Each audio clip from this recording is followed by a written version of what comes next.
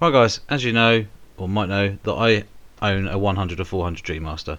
Sometimes use a 2x converter on it, which gives me 800mm, but you're at f11, so unless the light's really good, it can hinder quality a little bit. 200 to 600 I've owned before also, and it's a fabulous lens, but it's also hindered by what I found anyway was the fact that its minimum focal distance is like 2.4 meters. So that's why I generally went for the 100 to 400 lens, because you can focus a lot closer. So things like bugs and stuff, you can actually get quite good shots, butterflies and stuff like that, where the 200 to 600 is a little bit it can struggle a little bit with that sort of stuff. If you stick a 1.4 times converter on the 200 to 600, you're up to 840mm, so it gives you a really nice range, that lens, and also you've got the internal zoom compared to the 100 to 400. Both fabulous lenses. I stayed with the 100 to 400, just for me at the moment is working very well. Obviously lots of options out there. Like I say, 1.4 converter, two times converter as well. They're not cheap. They're £479 to £500 per item, and they do their job. Some people hate them. Some people say they soften images horrendously, and I've actually had some very good images from them. Obviously, we can go from that to a £12,000 600 f4 plus a 1.4 converter, or even a 2 times converter on there for mega lens. Obviously that's way out of most people's price ranges. Fabulous lens, but also not particularly compact, very big. You kind of have to go out with a purpose, and that's where the zoom lenses come into their own. The other option I was looking at was an old lens, something like the Sigma 800mm f5.6. EX, that's obviously a EXDG I think, but there is a newer version which is an f4.5 I think actually, which obviously you could stick an adapter on, but you don't have stabilisation, and obviously the autofocus isn't going to be as fast, etc, etc, but there's an option, and they're a lot cheaper. Back to the 800mm f6.3 S lens from Nikon. It looks fabulous, it really does. Not cheap, but very usable for the money. It's a super telephoto, full frame prime, so you haven't got any zoom, but that's not the end of the world. Only weighs 2.3 kilos. You can put a 1.4 and a 2 times converter on it, so that would give you massive zoom. Obviously vibration reduction, as in stabilisation as we know it. Loads of other bits and pieces in there that you can obviously look up. The only downside again I can see here is it was saying in the specs and everything, the stabilisation is 5.5 stops, which is really good, but I think it's 5 meters is minimum focal distance.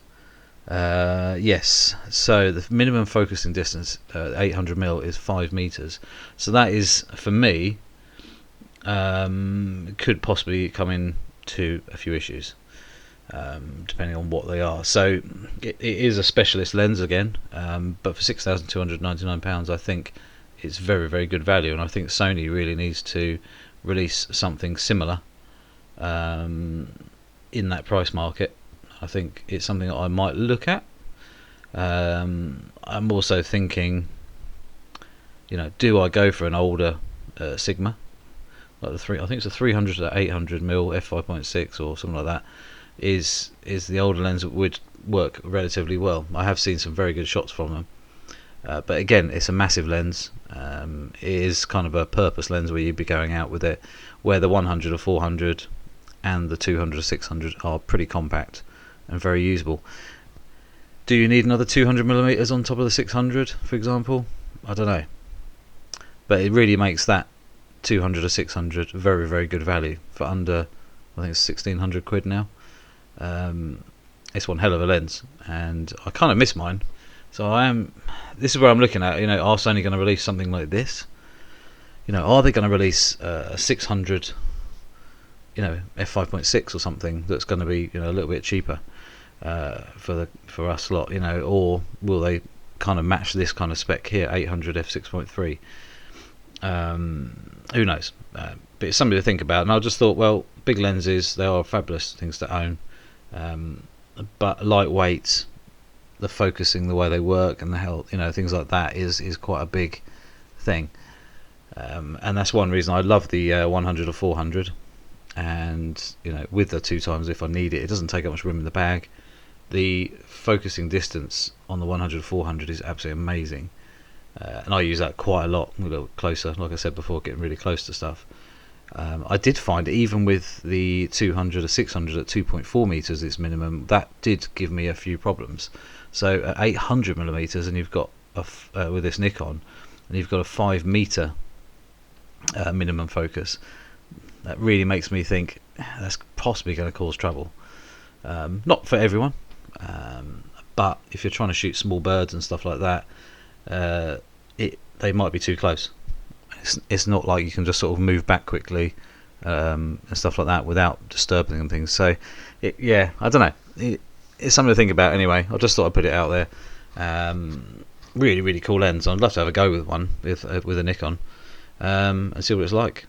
But yeah, it's interesting. Obviously I'm not moving from Sony. I love what I use, and I know it pretty well, so I'm not going to change brands. But it's always interesting to look at other companies' equipment that they sell, and see what kind of competition the other companies have got, and I think this lens is pretty stellar. It's a bit of a gem. Like I say, it could have a few issues with focal distance and stuff like that, but it's down to whatever you're shooting at the end of the day, and down to you to get in the right area and the right position to get those shots, isn't it? So anyway, don't forget to click the subscribe button and a little notification bell as well. Let me know what you think about this lens. I think it's pretty awesome, but hopefully Sony are gonna throw something out there for us as well. Now they've got the competition biting at their heels. Nikon and Canon biting at Sony's heels quite well actually at the moment. Yeah. So anyway, I shall see you soon.